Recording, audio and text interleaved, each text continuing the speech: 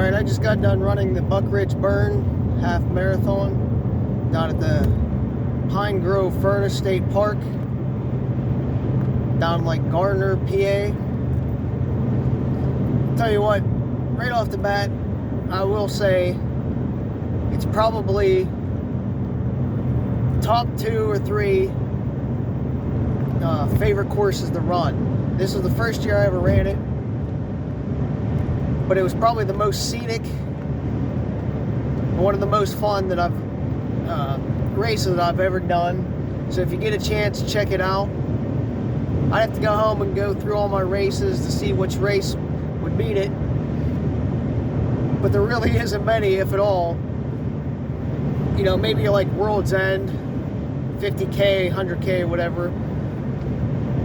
But the race itself, I'll say this, it has 1,700 feet of gain. Well, between 1,700 and like 1,760 a gain. It's very runnable. It's well organized. There's plenty of volunteers. You're not going to get lost. Anytime there's like a little bit of a split or a road crossing, there's somebody there telling you the right way to go.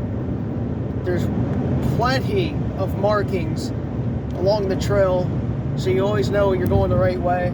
What's really nice about this race compared to some other trail races is that trail markings are actually on the ground and not hanging from the tree, which is very nice. You know, out eastern PA and even central PA, you really don't see that much. They're all hanging from the tree. So this lets you actually concentrate more on your footing than actually looking up, then trying to concentrate on your footing. So if you're running fast, you know, with the stuff hanging from the trees, you're going to trip more. Whereas you're on the ground, you can actually concentrate on your feet because you're not like looking up, moving your head up the whole time. So that was very nice. That was probably 80-90% of the race. It was actually on the ground and like pink ribbon, little flags. So you really couldn't miss them. There was plenty of them. Maybe at the most like 20 yards apart, if that. You know, if they weren't 20 yards apart, there's probably 2 or 3, you know, just giving you reassurance that you're going the right way. The park itself, the facilities is very nice. I know, I used them a few times before I left. It's very clean. So to get to the race, I get there. Actually went to a concert last night. Didn't get home till 11 o'clock. Probably didn't get to bed till about 12:30 by the time I got settled in. So then I had to get up at 5, so I'm like basically red-eyeing down to the race, 2.5 hours, probably 2 hours, 40 minutes, give or take, because it was dark, so I had to go a little bit slower. Pull in, there was plenty of people there already. I think I got there about 8. Wanted to get there a little bit earlier than my usual, like 8:30, because they were having a pre-race briefing at 8:40. Plus, I didn't know if I was going to have to pull off red-eyeing in a little bit. So I gave myself a little bit of leeway. But luckily, well, not luckily, but I actually needed that whole time, that 40 minutes before the pre-race briefing, because I played around, and by the time walking from the vehicle back to registration and back to change clothes, because I didn't wear what I was going to race in going down 2.5 hours. I wanted to be comfortable. Normally I would wear my what I'm going to race in, but I also didn't know what the conditions were going to be once I got down there in the morning, and if it was going to be really cold down there, rainy, whatever. So I had plenty of options in my car to cover myself, you know, whatever I ran into. I went with 2XU compression shorts, calf sleeves, the Peregrines, some shoe gaiters, a light long sleeve breathable shirt, neck gaiter, my only athletics trail version hat. I wore my Blake mitts. You know, I think they might have been a little bit of a mistake to wear the Blake mitts, but before the race my hands were cold and I didn't want to take a chance, but I had them open the whole time. But that also plays a fact because, you know, once you wear them, you know, the wrist, your body heat just actually radiates out the glove, so it warms up your hands, so you can actually keep them open the whole time. So maybe it wasn't a mistake, but my ears weren't cold. At least I don't think that. Well, I didn't feel them, so we'll just say they weren't.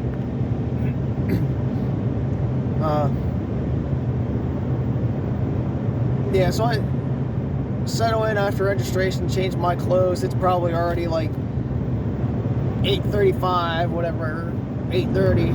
Went to the bathroom, so I had to go on the way down. I actually ate breakfast in the car on the way down. Hydrated on the way down, even had a honey stinger. You know, I ate my normal breakfast sandy, had a honey stinger, part of a Nugo bar, on the way down, get some calories, because I figured I was going to need it running a half marathon.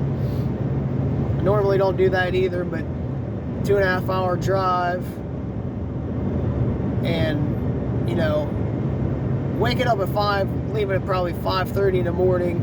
Race didn't start till 9, so I didn't want to eat before I left the house and then be hungry by the time race starts, or get hungry during the race. So that's why I actually ate in the car.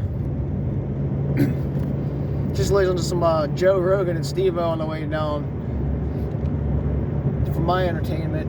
Kept me awake, even though I did get a little sleepy. So I had some kind of healthy energy drink that they just came out with. I think it was like A-Shock or something, I don't know,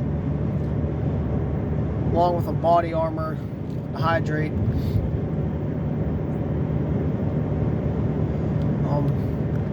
Alright, the race itself, I think the competition this year was a little bit lighter than it usually is.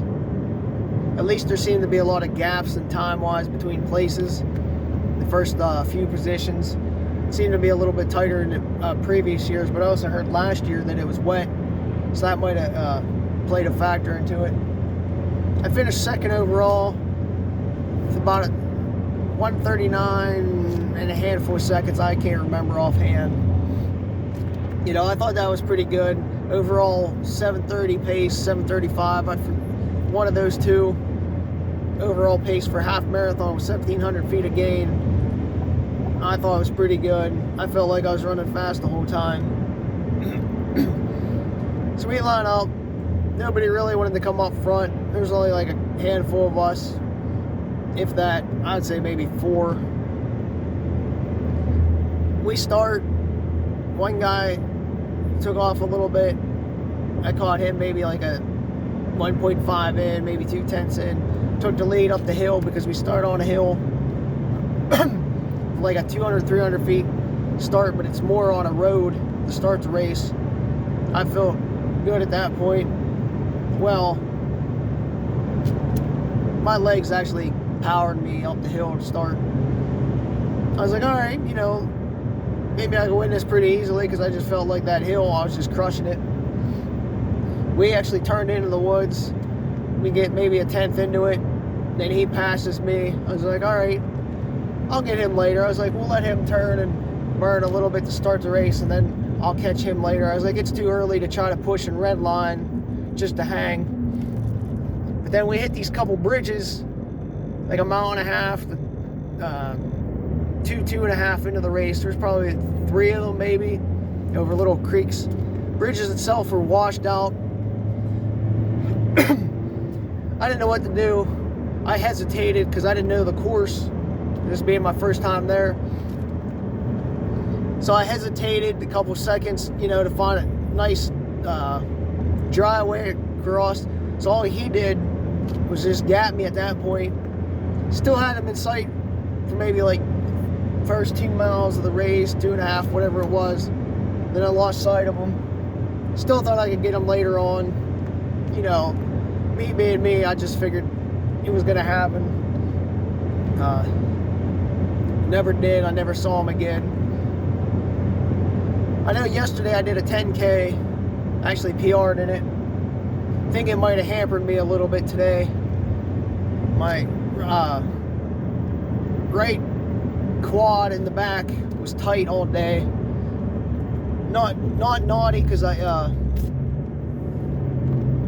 I was trying to massage it out before the race, and it didn't feel like a knot. It just felt like sore, so I don't know if I stepped in something wrong yesterday, like a little divot or whatnot, but it sucked. The whole race I could feel it pulling on me. I also felt my legs being heavy. I couldn't jump over logs like I normally could. Kept tripping a little bit. I never fell today, but I know my lugs on my shoes just barely grazed logs a bunch of times, probably at least a half dozen or so, maybe a full dozen. I just couldn't seem to jump. Again, my legs felt heavy, so maybe I burnt myself out a little bit too much yesterday. Hard to tell. Plus I had to pee most of the race. I don't think I peed until like mile 9. Then I almost had a crap. As soon as I peed, I think I relieved the pressure from my bladder, and it just let everything like fall down into my guts. Lower intestine. Then I had to poop, and I was like, oh, this is just great. Traded one thing for another that's probably worse. But I plugged away for those middle couple miles. You know, nothing really exciting happened. It was still fun. It's a very scenic course. Again, you ain't gonna find anything really more scenic or more fun than that course today.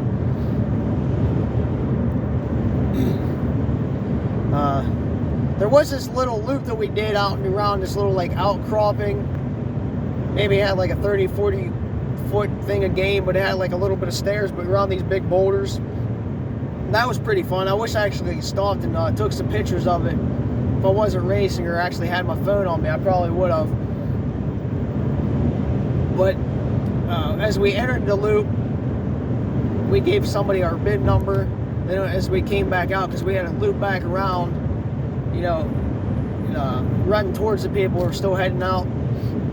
They said he already had, already had like 2 minutes on me. I can't remember for the life of me what mileage this was. Maybe 6, maybe 7 into the race. I still had plenty of time if something happened, if I pushed. But if he had 2 minutes and he was running strong, because he looked strong, there was no way I was going to catch him.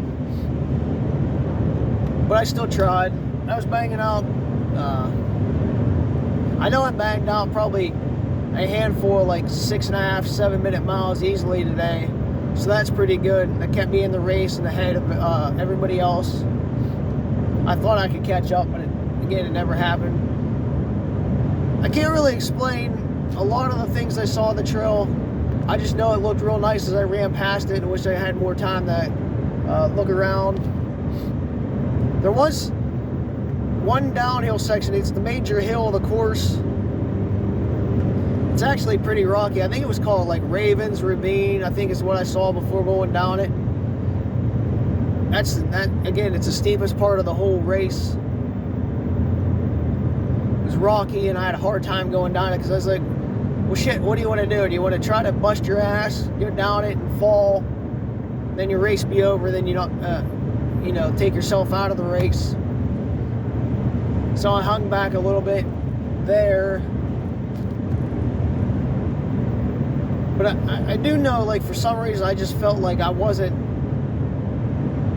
didn't have my A game, but I was looking at the pace a few times, and I just felt like I was flying, but I just still didn't have the A game. Like, even mentally, I think I should have taken music today, even though I usually don't for trail races. I think it would have helped me, because I know I kept hearing my breathing, like when I was breathing heavy, pushing, or going up little hills. It was getting to me, like, mentally. It's just like, just slow down. But if I had music in, I just would have pushed through it and not even noticed. I know around mile 9-ish, they said I had like 4 minutes. You know, I fell behind like 4 minutes. He was ahead of me. That's when I peed a little bit after that, after I got away from those people. There was a section somewhere between 6 and 9. I think it was right before 9. I think that's because of the aid station there. I think we did like a mile and a half, maybe, of state park access road, where I just turned it on. I was like, all right, make your move now. And I think that's where I was hitting like a 5.5 minute pace. I'd have to look. But this was like a long section. You know, there was a couple little turns, but this was like long sections where you can look back, you know, before you hit the little curve, you can look back and see like 2 minutes behind you, or as you came into it, you could see 2 minutes in front of you. And I never saw him, or I never saw anybody behind me. So I knew I was comfortably in second. But I also knew at that point, there was no way I was just going to be in second the whole time. So then I looked at my watch, was doing a little bit of math. I was like, all right, we're going to shoot for 140 time. See if I can get under 140. I thought it was feasible. You know, it gave me something to shoot for, and then keep myself motivated.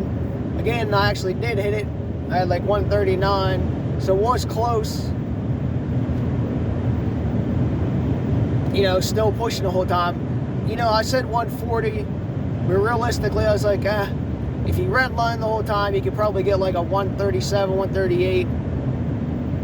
But at the end of the course, after like mile 10, 11-ish, there was a bunch of S's and stuff like that where it slowed you down. I think that's where I lost some time, you know, from being any faster on the course.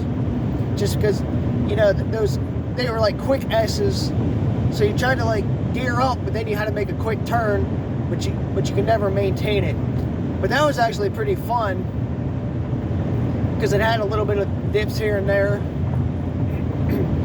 I think about 7/10 left in the race, you could start to see some like 5K people on the ridge above, because we were well, obviously down below. It got me energized a little bit. I was like, all right, use them as motivation to keep pushing, to see what you can do. So then we intersected maybe a 10th or so later, and all of a sudden, as soon as we intersected, I got people in front of me. I could see like their backs, like the jets just like kicked on the rest of the race. We'll say like it was at least a half mile to the finish line. From there, I just completely just like burnt. Like, I wouldn't say red line, but I was going so fast that if I was on like because this was actually a little bit downhill to finish that last half. If it was actually on flat, I probably would have been in a red line zone, but that downhill just kept me from red line, and I just flew into the finish line under that 140. We'll call it 139 and a half, give or take 10 seconds either way. But finish line, came in, talked to the winner real quick, went and changed, went to the bathroom, ate. They had a lot of food, some subs on pretzel rolls, stuff like that. Egg salad, tuna salad, ham, cheese, roast beef type stuff. Some muffins, hummus, some soup. I didn't get to have any soup. There were some cookies, coffee, a lot of different beverage options. So something for everybody. You don't ever have to worry about going to the race and not having what you want, or, you know, not having an option. They do cover it. They had some live music. It was pretty good. Everything seemed well organized from top to finish. So again, you don't have to worry about that aspect either. You know, you're getting a top-notch organized race if you ever go.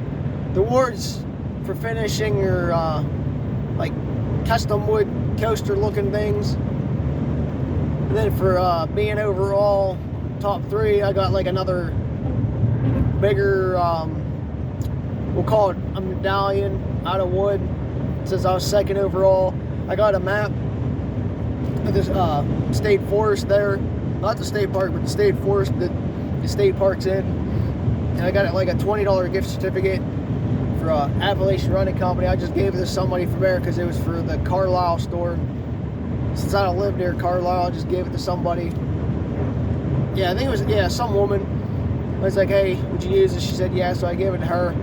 Hopefully she could use it, because it does say top male. Then I went out, because I still wanted to hit my 20 miles for the day, even though my quad was a little bit stiff. The Appalachain Trail actually goes through the state park. So I wanted to run that because I never really ran the AT. You know, I might have been on it here or there, like briefly, but I was like, well, I never actually ran the AT, you know, for a couple miles, so I decided to do that. It wasn't the most scenic part from my understanding of the AT, but I'll take it. I went out, I needed 6.8 miles. I probably did 3 out and back because I did a little bit of this one loop trail. What was it called? I don't know, but it was some loop that this one lady from the Friends of the Park told me about real quick. So I did that, then went back on the AT, extended a little bit more, then came back and had to run a little bit around the registration and slash the parking lot. Finished my 3.8 to get my 28 miles for the day. So 1,700 feet of gain for the race, and then ended up doing like another 900 because of the AT. So I should be at like 26, 27 for the day. So that's a pretty good training run. Other than that, that's about it. I had to go to the bathroom again before I left. Really clean house today when I was running, because I think I was running so hard everything just sort of started flowing out of me. The shirt looked real nice. Can't really show you right now or the award. I'll show you some in pictures. But again, you'll have to check it out. For a half marathon, you ain't gonna beat it for scenery wise and fun wise. You know, you might have a harder one if you want to do a harder one somewhere, or an easier one, but you ain't gonna find the combination of fun and scenic in a half that you can actually run. Again, even with that 1,700 feet, it's a runnable course. If you're a trail runner at all, there's nothing on that course that's really going to stop you, except for maybe that Ravens Ravine, that downhill section if you don't want to do rocks. Now there is a lot of roots on the course, so you got to watch you don't trip. But again, since you're looking down most of the time because of the trail markings, you really don't have to worry about that, like the tripping aspect with the roots. So that really did help. If now that I think about it a lot more. Oh, I actually got to go to the state park office. They were open today, and I got my state passport stamped. So that's awesome. Other than that, guess that's about it. So put it on your radar if you get a chance. I want to get this done while I was on the way home. And I guess that's it.